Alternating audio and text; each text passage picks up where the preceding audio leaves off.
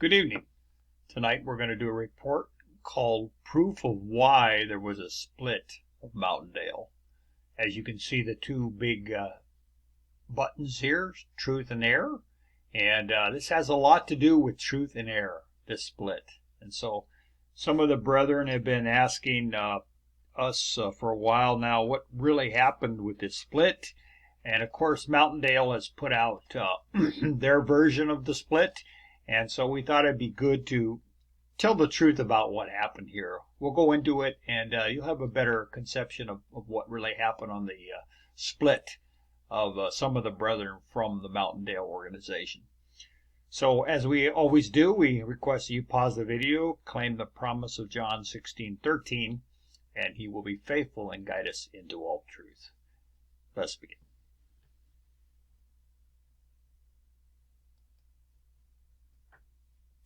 We quote this many times, but this is worth always remembering in this situation concerning the split with Mountaindale.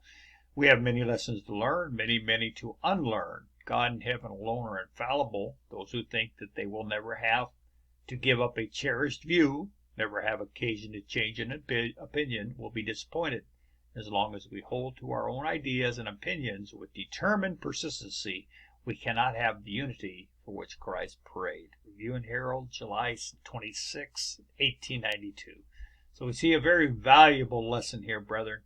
And, of course, this lesson is very timely because when Sister White was led of the Lord to make this statement, she was basically describing what was going on with the hardline leaders of her day, refusing to accept new ideas, holding on to their prior opinions and own ideas and so forth. Well, the application of that today applies perfectly to us present truth believers. In other words, there is several lessons that have to be unlearned. If we refuse to do that, well, we're going to be stubborn and it may not end up well.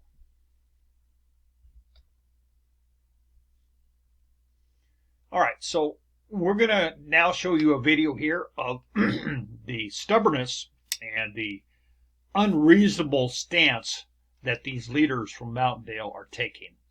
And we do want to point out that basically from our knowledge, from our experience, Mountaindale is led by two leaders. The first one right here, as you see, is Errol Stanford, and the other one is Glenroy Matthews. Of course, there's other leaders right there in that organization, but those two seem to be the ringleaders, as it were. In other words, the highest echelon of the leadership is with those two brothers. And we saw that firsthand in the session, and it's not a good thing what we saw, brethren. Anyway, this is an example of why we have the issues with Mountaindale. We'll play this. Satan knows the codes are valid. He knows that the prophet himself presented these sermons, some of them several times, but he will gain a mighty victory in the video if he can make the people disbelieve them. That's his job. He tried it with Christ. If thou be the Son of God. And then the White tells us those words were ringing in his ears, but he was determined to make Christ disbelieve. Satan was there when Brother Hutter presented many of these sermons, and he trembled as he saw some of these prophecies being revealed to enlighten God's people.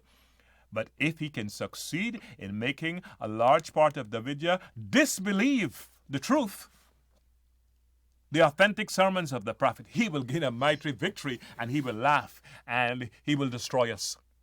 He will create more doubts and lead us away from the pearly gates, away from the kingdom.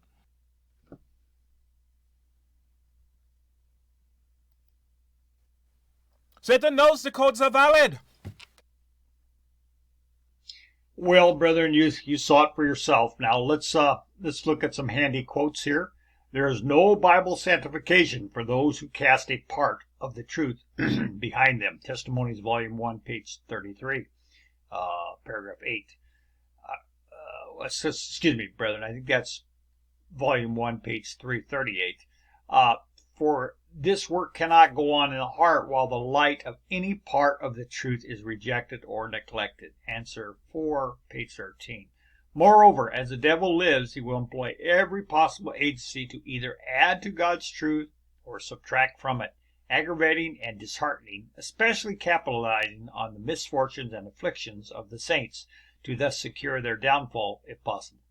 The only ones that will endure to the end will be those who carefully watch their steps from being carried away either by his additions to or by his distractions from the works of inspiration. 2TG number 48, page 43 and 44. Key point, we cannot cast a part of the truth behind us. Satan will use additions and subtractions to try to secure our downfall. So we're going to go into it more, but we just show there that Bible sanctification, if we want it, we cannot cast a part of the truth behind us. And this is Satan's trick. He wants us to say, well, part of this truth doesn't need to be brought out, or we don't have to discuss this truth, and he starts to add and subtract all these different things, brother, and that'll get us in trouble. Now, this is something that we have disclosed in our 63-page new code report, and we'll go over again. And this brother Errol Stanford, wants to sweep this under the rug. But we established the fact that in 1956, who does this say? This is V.T. Hotta. What is this? A timely greetings. So she was charged with adding her name and taking out Brother Hotta's name and substituting her name and sending this timely greetings out to the field. This is volume 2, numbers 23, 24. But the brethren caught her. She got caught red-handed, and this wasn't allowed to go out into the vast field of Davidia. But she did try to attempt it. So Stanford and all these other brethren from Mountaindale, what do they do with this? Well, they say, there's nothing to see here. It don't mean anything. Okay, so this is gaslighting us, brethren. And I just want to bring this out because some of you may not know the degree that Sister Florence Hotta, I shouldn't even call her sister because she apostated and went against the message in so many ways. Florence Hotta tampered with the message. She was very, very willing to do that. And so that's what we made a analysis of in the 63-page new code report, the degree and what other shenanigans she pulled on the new codes. All right, we're going to get down to the bottom of the probably the greatest error in the new codes. And I want to go over this again because it's important, because you heard the leader of Mountaindale claim that these new codes are valid. And those that disagree with him are working for Satan, right? So this is a folly, brother, tremendous folly. And let me explain to you why. Now, this is the symbolic chart of the 7 trumpets drawn and inspired by the prophet. Inspired by the Lord through the prophet, I should say. All right. Number 6. This is the trumpet here. This is being blown on this timeline. We see it's clearly a timeline. 1, 2, 3, 4, 5, and 6. And then down here in 7. Okay? So you understand this as simple as a child and understanding the basic premise here, that it's a chart with a timeline, with a path down through history. And we come to number 6 here. Now, when is this shown? What does this say? 538 AD. 1798 AD. This is the period right here. And what is the 6th trumpet? When is it being blown? Before this period. Again, this is childlike understandings here. This is not complicated. You don't need to be a rocket scientist to see the point of which this trumpet is being sounded. And of course, you have the further events happening here, and the 7th trumpet being blown, and so forth. Now, that's a symbolic chart that the prophet drew.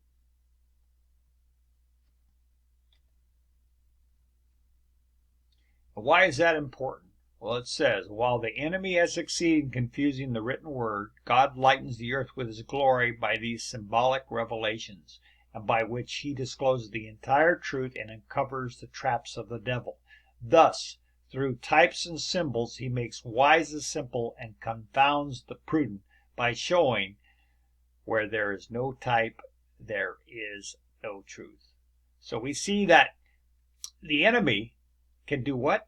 Confuse the written word, and it's so true. We see so many obvious statements, but yet the enemy tries to gaslight us and say, well, it doesn't really mean that. It means something else. And they'll do construction and take some verses way over there and bring them over and say, that's what it really means. So they'll do a lot of confusion there. But what does it say about symbolic revelations, such as in the charts? This discloses the entire truth, and it cannot be gainsaid or changed or made confusion by the follower of truth. All right, so let's also go into the written word of the new codes, and this is what the new code statement says. Now we wish to ascertain what period we are living in. At the sounding of the sixth trumpet, the four angels are to let loose, and they are then to kill a third part of men, and their army, moreover, is to number 200 million horsemen, and that many horses. Since no such thing as this has ever happened, it therefore speaks for itself. Now notice this, that the sixth trumpet is yet in the future. It has not yet commenced to sound, in view of the fact that we are not living in the sixth trumpet. Let us ascertain whether we may be in the sounding of the fifth trumpet, or whether it too is yet for future. This is a new code, volume 12, number 2, page 4. And then he doubles, whoever wrote this, and we do not believe it was Brother Hodoff, it most likely was Sister Hodoff or somebody in the council. They double down again further on page 12. The sealing of the 144,000 must take place in the period of the fifth trumpet and not in the sixth. All right, brethren, remember that chart. The chart goes completely against what this is saying. So are we saying that the prophet is kind of like a absent-minded prophet? He wrote that in the chart and then, oops, I forgot. Let me now make a new statement.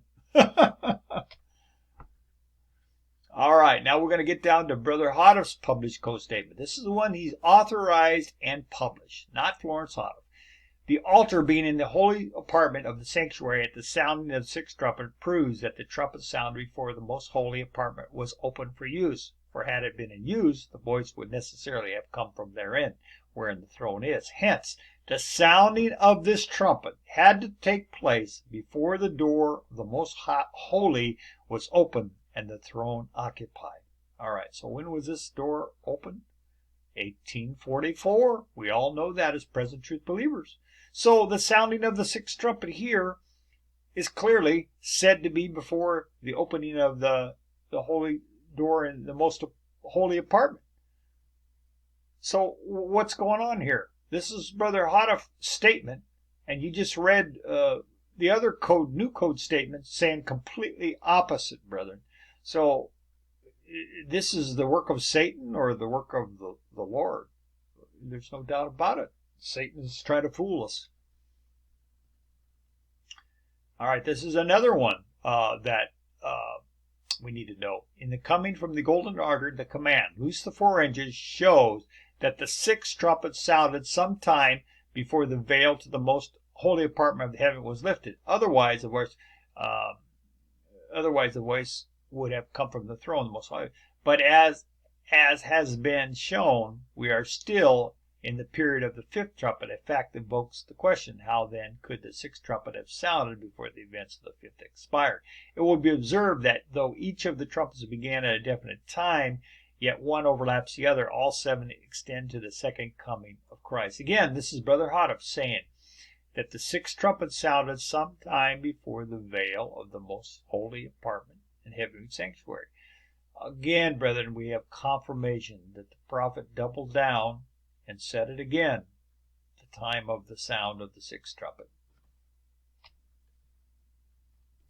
So that being said, we want to stand on what's called the firm foundation. We want to be on a firm foundation.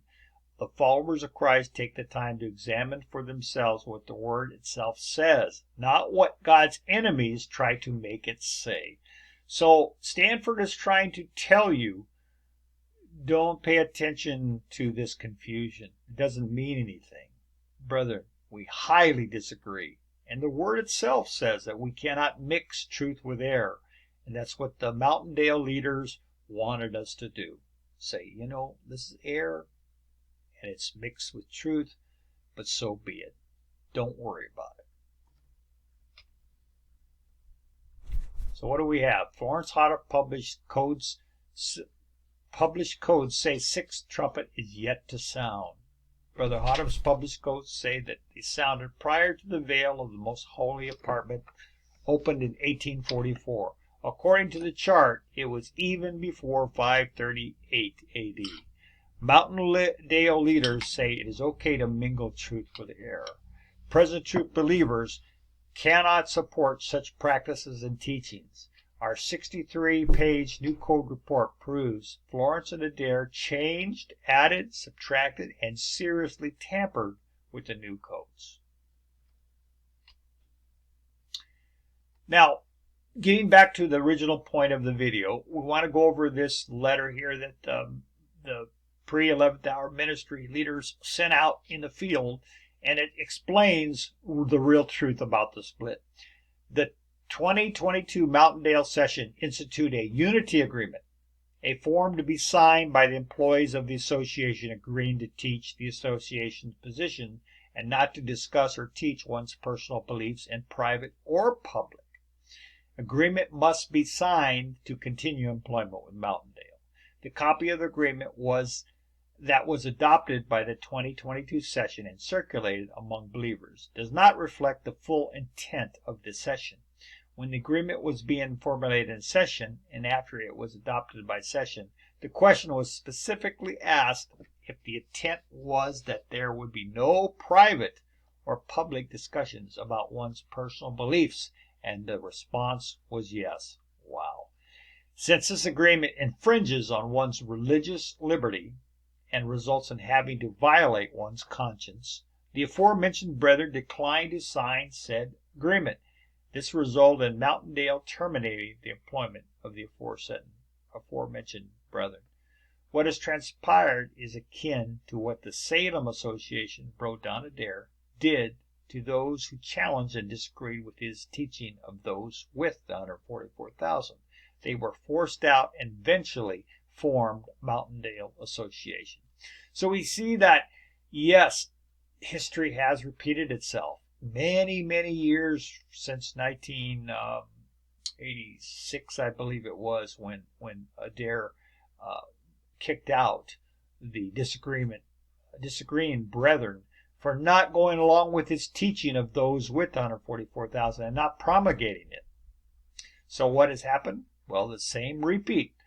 Now Mountaindale is repeating what Mountaindale itself did with Salem Association, censoring brethren, and if you don't do that, you don't go according to the standard teachings that we want to promulgate, you're fired. And we base it on truth. It's not because we have a disagreement over minute areas of the message. It's a very clear, as you saw, just one example of outright error. And Mountaindale wants us to support that and teach that as truth. We can't do that, brother. You can't mix truth with error, and especially once you know the difference and it's clearly brought home to you, or it should be, and you continue to hold on to the error. That's not working for God, and that's certainly Satan's work. And to call this kind of stuff, God's work is to do something very bad, very bad. So we really suggest that you read our report. It's a 63-page New Code report, and we go into all the different areas that was found to be compromised.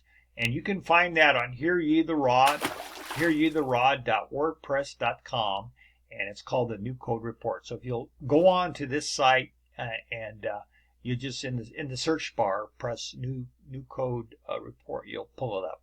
It's in a PDF form, so it's real nice to read. As they mingle air with truth, their message is one of deception and will lead souls into false paths. Testimonies of Ministers, page 55. So we see that the leaders, unfortunately, brethren of Mountaindale, want to mingle air with truth. And they're going to be deceiving us. It's unfortunate, but we pleaded with the brethren at Mountaindale for many years. This is something that didn't happen just in the year 2022.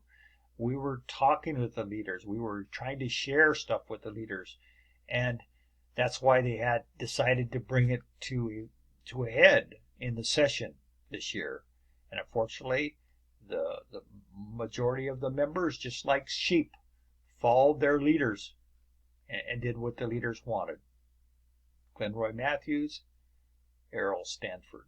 Those are the two leaderheads of that association, basically. And so we hope you've been a little bit more understanding of the reason for the breakup and clear a few misunderstandings if that's the case. And again, like I said, we really highly suggest you read that new code report and you'll be in a better position to know. So thank you again, brethren, for listening. And till next time, may God continue to guide you into all truth. Amen.